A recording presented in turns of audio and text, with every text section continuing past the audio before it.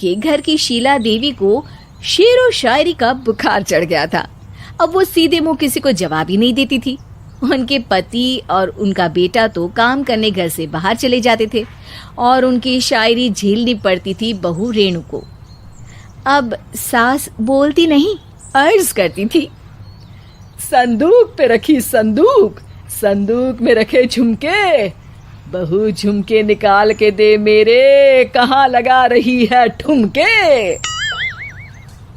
माँ जी, झुमके तो आपके निकाल दूंगी मैं, लेकिन आपके दिमाग से ये शायरी का भूत कैसे निकलेगा?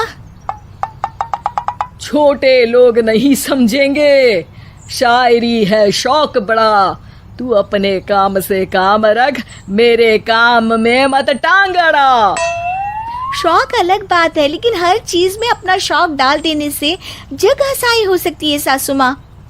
अरे मैं हूँ एक नंबर कलाकार, कोई ऐसी वैसी बला नहीं, तुम घर के कामों में उलझी, समझोगी मेरी कला नहीं। ठीक है माँ जी, आप नहीं समझती तो कोई बात नहीं, लाओ मैं आपके झुमके ही निकाल कर दे देती हूँ। बहू सास के झुमके निकाल कर देती है और वहां से चली जाती है। शाम को बहू अपने पति से शिकायत करती है, सुनिए जी, आप माँ को कुछ समझाते क्यों नहीं? अरे क्या समझाना है माँ को? अरे अपनी शायरी थोड़ी कम करे ना। अरे तुमको उनकी शायरी से क्या दिक्कत है? अरे मुझे नहीं, पर पड़ोस में सब लोग हंसते हैं, कहते हैं बुढ़ापे में लोग सठिया जाते हैं, लेकिन शीला जी तो शायर हो गई हैं। अरे लोगों का काम है कहना, लोगों की बातों का क्या टेंशन लेना। अरे वाह, मैंने भी शेर कह दिया, वाह वाह वाह वाह। देख लो, तुमसे किसी ने कहा नहीं और तुम्हारे सामने कोई माँ की बुराई नहीं करता तो तुमको फर्क नहीं पड़ रहा। अरे तुम खामखा की बात का बतंगड़ बना रही हो। चलो चाय बना कर ले आओ मेरे लिए, साथ पियेंगे, कोई ढंग की बातें करेंगे। रेणु चाय बनाने लगती है। पहले वो अपने पति को चाय देती है, फिर सास को और आखिर में अपने ससुर को। लेकिन वो देखती है कि ससुर जी कुछ परेशान से हैं। क्या हुआ ससुर जी, कोई बात हो गई है क्या? अरे तेरी सास बात बात पे शायरी करती है। कल मैंने पूछा कि खाना खाया तो तेरी सास ने क्या जवाब दिया पता है? अरे गलती की और आरोपी ने कोड़े खा लिए फटाफट, खाना तो नहीं पर पकोड़े खा लिए झटाझट। अब बता क्या जवाब दूं इस बात का? वो तो सभी से शायरी में ही बात कर रही हैं, मुझे भी समझ में नहीं आता कि क्या करूं मैं। बेटा उसको उसी की भाषा में जवाब देना पड़ेगा। मैं तो आम बातचीत में भी उसके सामने कुछ नहीं बोल पाता, शायरी में क्या बोलूंगा भला।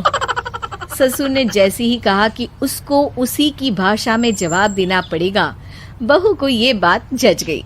अगले ही दिन वो शायरी की कुछ किताबें लेकर आई और शायरी की प्रैक्टिस करने लगी ताकि सास को उन्हीं की भाषा में जवाब दे सके। उसने दिन रात एक कर दिए। एक दिन सब साथ में बैठकर टीवी देख रहे थे, तभी रेणु सबके लिए बिरयानी बनाकर लाती है, लेकिन सास को बिरयानी भाती नहीं। कौवा करता काऊ काऊ, चिड़िया बोलती ची ची, इतना खराब बिरयानी बनाई है कि मुंह से निकले छी छी। बस इसी मौके का तो बहू को इंतजार था, क्योंकि अब बहू सास को उसी की भाषा में जवाब देने के लिए तैयार थी। माँ जी, हमको अपनी ये बेकार शायरी ना सुनाइए, जैसी भी बनी है बिरयानी चुपचाप खाइए। ससुर जी और रेणु के पति ने रेणु का जवाब सुनते ही जोर से ताली बजाई और सास ने जब रेणु का शायराना जवाब सुना तो उनके गले में बिरयानी अटक गई। बहू ने एक और शायरी का तीर छोड़ा। शायरी में बहू के सामने सास हो जाएगी ढेर, क्योंकि सास मारेंगी एक शेर तो बहू मारेगी 1.25 शेर। सास को छोड़ के सब वाह वाह करने लगते हैं। आज पहली बार सास को नहले पे दहला मिला था और रेणु ने सास का मुंह चुप करा दिया था। अगले दिन रेणु का पति उससे कहता है, अरे वाह, तुमने तो माँ की बोलती बंद कर दी, मजा आ गया। अब मेरे लिए कुछ बना दो, खाकर मैं काम पर चला जाऊं। शायरी ही है मेरा जीवन, वही करूँगी जी भर के। नौकरानी रख लो कोई, काम नहीं करूँगी मैं घर के। अरे तुम क्या माँ जैसी हरकतें करने लगी, सीधे सीधे बात करो ना। हो गई कल शायरी, रोज थोड़ी ना करोगी। शीशी भरी गुलाब की पत्थर पे फोड़ दो, जो मुझे शायरी से रोके उसके कान मरोड़ दो। पति घबराकर वहां से चला जाता है और बाहर उसके पिताजी के पास जाकर बैठ जाता है। दोनों अपनी बीवियों की शायरी से परेशान है। ससुर को पछतावा होता है कि क्यों उसने बहू को सास की भाषा में ही जवाब देने का आइडिया दिया। अब तो घर में दो शायर हैं। दोनों एक साथ दुखी स्वर में कहते हैं, हम दोनों की ही बीवियां जब से शायर हो गई है, क्या बताएं, जिंदगी एक फटा हुआ टायर हो गई है।